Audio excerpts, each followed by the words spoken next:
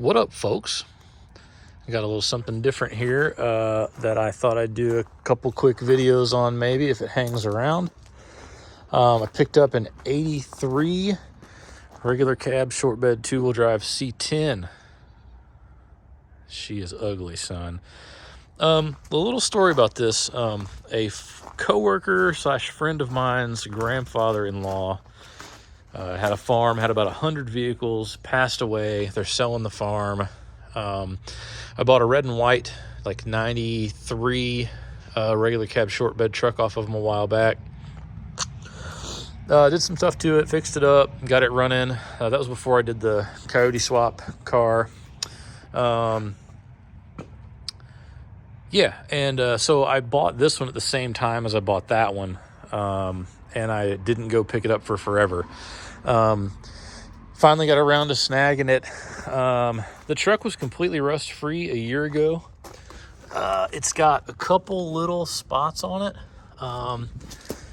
and a couple little spots on the other rocker over here, but it's not bad. It's got a motor and trans in it. Yeah, there's a couple little pinholes over here in this rocker, but not too shabby. Got 3 rally wheels on it, 1 junk steely. It was in like a clay, like mud bog, basically. And I bet the truck's probably been sitting for like 10 years, maybe a little more. Yeah, I mean, got a pretty good deal on it. Paid $1,500 for the truck. It was like a package deal, so, I don't know. I gave a little more for it than I maybe should have at the time, but they've gone up in value a lot since then, so here it is. In the year that it sat, somebody came by and stole the seat out of the truck. And so the doors were left open, and that's part of the reason why it's got some rust, I think, over the past year, where it's been sitting where I was lazy and didn't go pick it up. But, dash is cracked a little bit. It's an AC truck. Has the AC controls in it still has the condenser and the compressor. We got a little 350 under the hood here, the quadrijet carburetor on it. I think the old fella so he had the 93 truck that I bought. He had a really clean 87 K10 long bed that he had just had redone, repainted. The red and white truck that I bought had just been repainted. I think that this one was next on his list, and he was going to send it off to the body shop probably when he parked it, and was going to have this one painted, because all of the trim, the inner fenders are out of it. They're in the bed. A lot of the trim is here. The grill, which it's a Chevy grill, it's a GMC truck, but whatever. There's a bunch of stuff in the toolboxes too. I can't get this side open, but there's like headlight trim in the toolbox. Bunch of just random parts and stuff. What I think was going to happen with it, but his wife is, she's getting up there in years and didn't really know the plan, and he's gone, so doing the best we can. It does have a clean title, which is cool. Man, like, what the heck happened to these windows, dude? Like, it's crazy. They plastic up the door handles and stuff. A lot of trim and random stuff in here. It says 57,000, I think, on the odometer. Yeah, so, the throttle pedal's not too wore out. Brake pedal's gone, but probably 157, I think. I don't think it's it ain't a 400,000 mile truck or nothing. Not too shabby, hope there's not, this is dingy down here, but a little surface rust. I don't think it's bad. That's good and solid. I bet most of this is from sitting that last year with the freaking doors open, man. People, I tell you, I'm either going to tidy this truck up a little bit and trade it for something. I got a couple people that want to trade me some pretty cool stuff for this. Or just keep it. Get the old 350 in here running and driving. Look at this battery. That sucker's ready to go right in the ocean, man. Oh, man, battery cableage. This is the ground cable. She's seen better days. Yeah, get it running and driving and just make like kind of a cool little cruiser truck out of it. It'd be awesome to get the air working, man. Oh, dude. That's not what you want. Oh, it's just being a...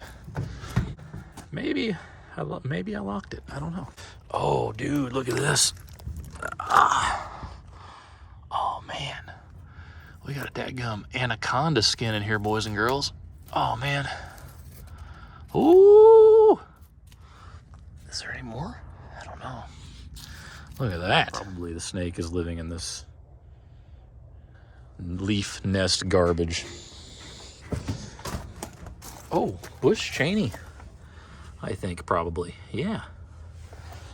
Nice. Bumper's a little tweaked. Tailgate's really good. Somebody like tinted the taillights and plasti-dipped. Ugh, terrible. Terrible, I say. Well, let me get started cleaning on this and keep y'all updated. All right, well, here she is after a bath, folks. Paint's pretty well garbage, but I mean, it cleaned up okay. Got a couple rust spots down at the cab corners, the rockers. Behind this wheel back here has a little rust spot. It's pretty common for a C10. Right there. A little Bondo in this area. A couple dents behind the cab. The interior, the carpet cleaned up pretty good. I think that actually might be reusable if I so choose. But, you know, this needs a, you know, one of them things. There we go, a little better there. Under the hood cleaned up all right as well.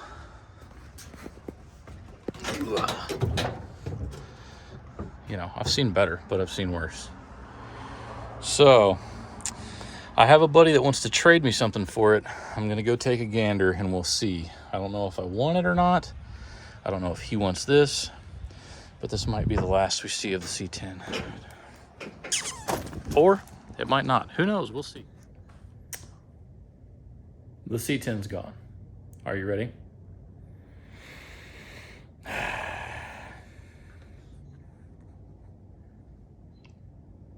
Wowza, boys.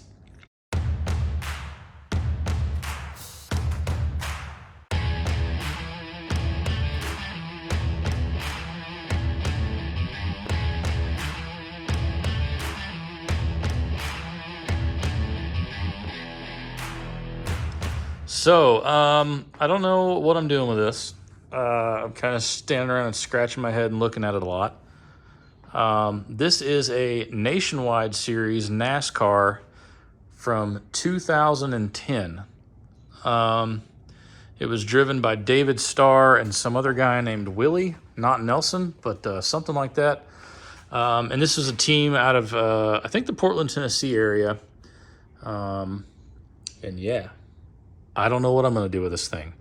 My original intention, I've been halfway looking for a NASCAR or late model stock car for a while.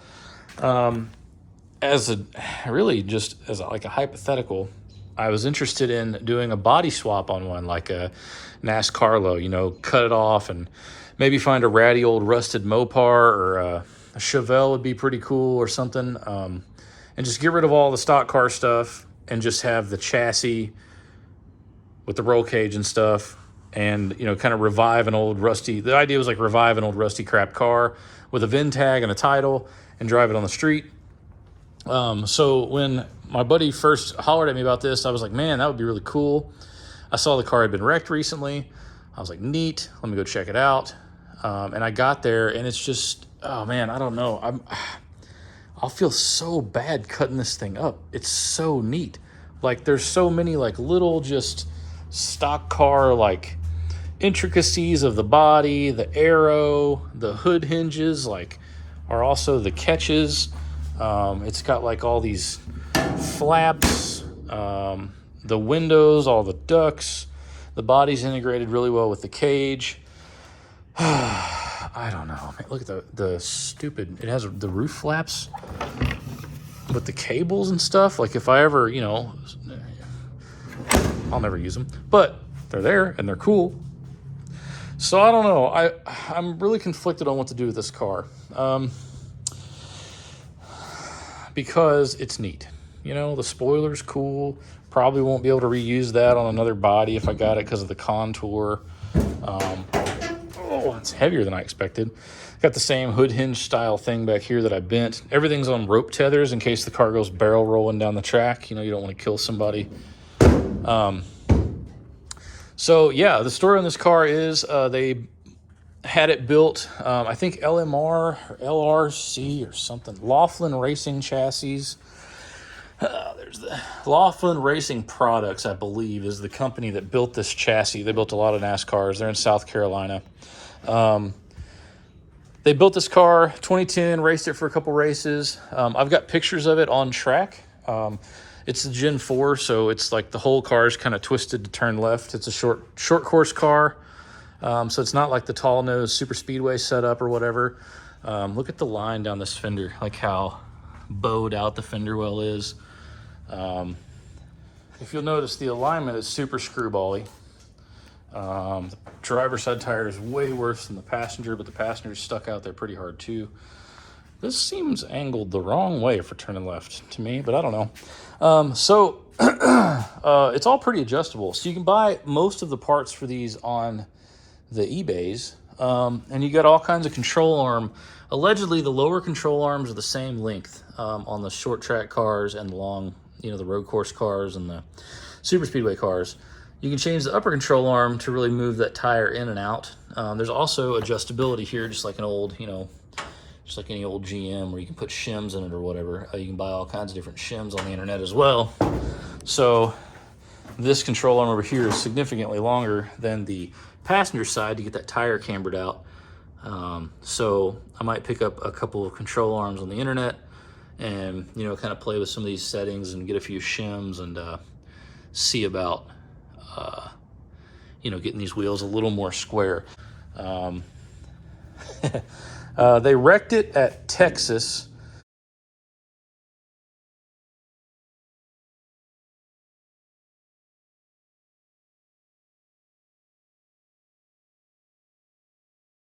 In the front, the car had a slightly lighter blue, it was a different paint scheme, very similar. They wrecked it at Texas in the front and the rear.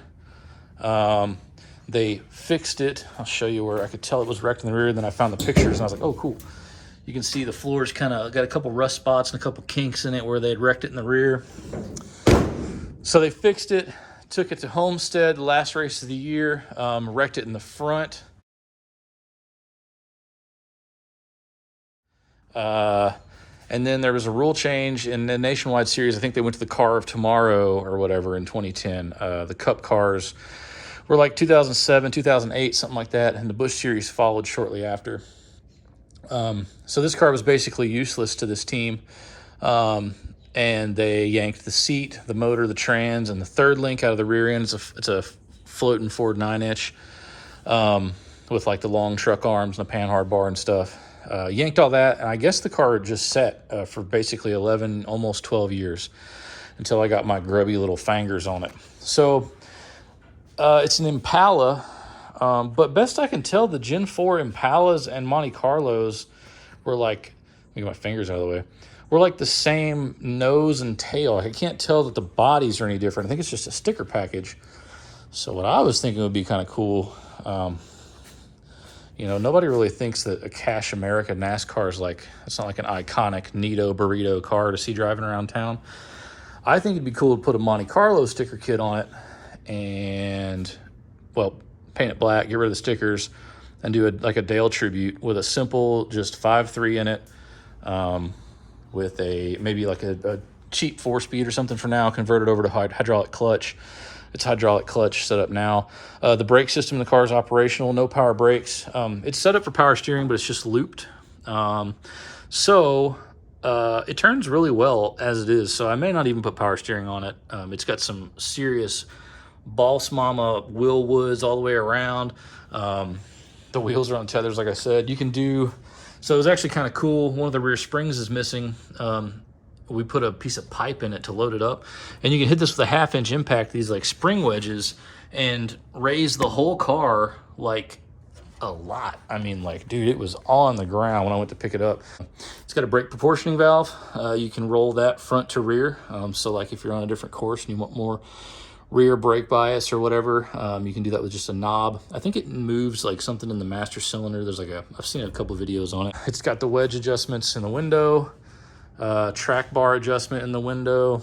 And it's so cool to just like really be able to crawl all over one and look at all the neat little ingenuity tricks they have and how lightweight everything is and how like well thought out it all is, you know. It reminds me of an airplane a bit. So it would really hurt my feelings. This is the fuel line running through the car. It would really hurt my feelings to cut the body off of this. I kind of wish it was like a lot nastier or something. I would feel way better. If you have any comments or I keep getting my fingers in the way of this camera. Any comments or ideas as to what I should do with it, feel free to let me know. It's a 105-inch wheelbase, roughly, I believe. I haven't actually like measured it. I just kind of eyeballed it with a tape measure on the trailer. I think it's about 105. I was originally thinking like a B-body Mopar, like a satellite would be really cool. You can find those fairly cheap sometimes. Oh, it's got the Homestead sticker on it. That's cool. So there's confirmation right there of the last race this car had. Yeah, B-body Mopar or something might be neat, but that car is a little long, so I would have to stretch the wheelbase. There's a couple ways to do that. You can cut the car in the middle, stretch it out to meet the wheelbase. You can move the trailing arm mounts back, move the back axle back to meet the wheelbase. I'm going to have to do a drive shaft in the car anyway. I think the easy button here is just a 5.3 with a standalone, a 4-speed or some kind of cheap transmission that'll sort of hold the power. I'm not trying to do anything crazy with it, and just get it together and put a huge cam in it and just, you know, I don't know. I guess the purpose of it is to look cool and annoy the neighbors. So maybe that's the gist here. Maybe that's the play. But I don't know, man. I'm pretty stoked with it. It's pretty nifty. I need to clean it up. I think the windows, like I think you can just take the windows out. Like they don't have any RTV or like sealant. It's all just paint, little flathead Phillips screws.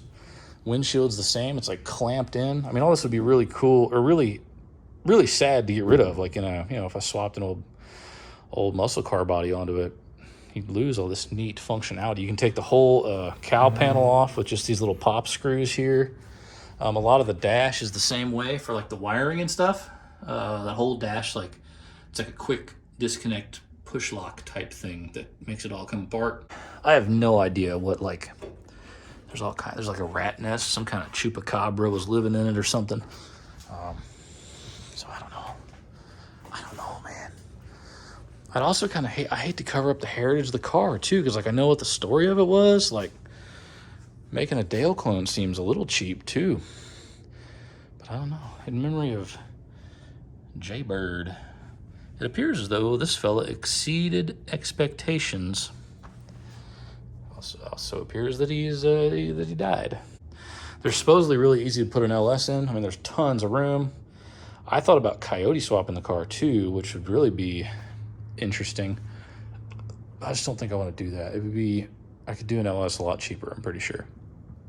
Go to pull apart, yank a 5.3 or a 4.8 for like $250. Clean it up, slap it in here, cheap homemade standalone, be rolling. I thought about yanking the motor and trans out of this car and putting it in here and then doing an LS and an auto in that and going drag racing with this. So many options. I don't think a coyote is what I need to do. I would like to do it, but I don't think it's what I'm going to do. It would just be too pricey. Camo Crocs, okay? I'm just a moron trying to figure this thing out, so it's going to be fun regardless of what happens. Pretty neat.